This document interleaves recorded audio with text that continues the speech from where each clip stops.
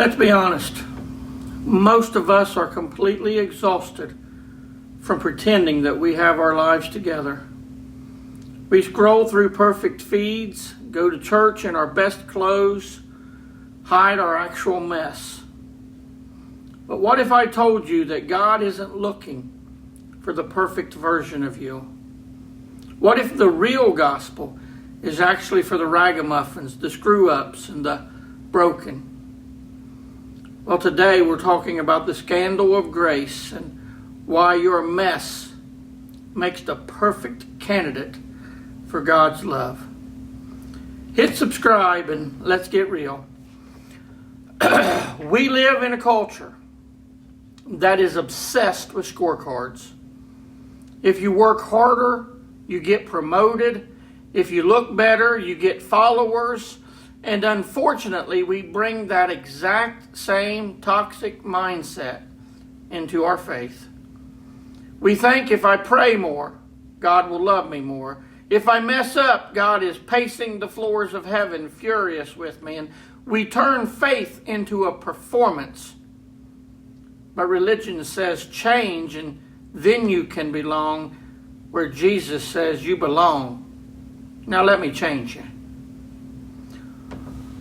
Look at the data in the Gospels.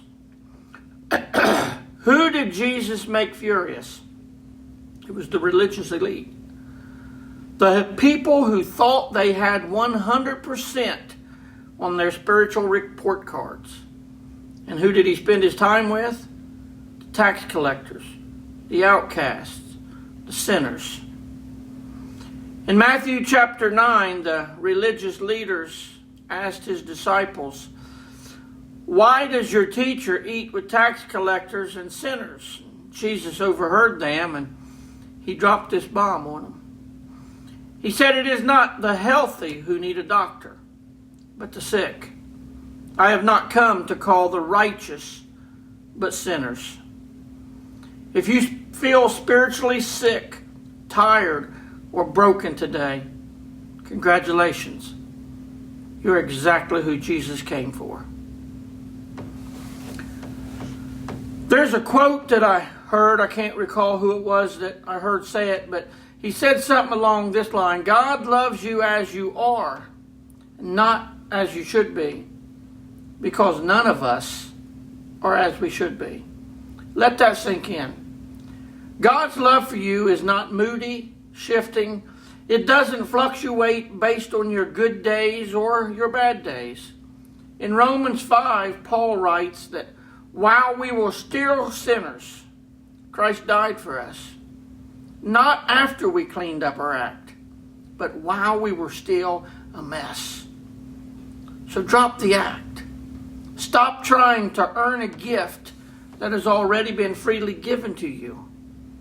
You can rest. You are fiercely loved. I'd like to hear from you in the comments. What is one area where you need to stop performing and just accept grace today? Let's talk about it below. Don't forget to like this video if it helped you in any way, and share it with a friend who could maybe use it as well. And I'll see you in the next video.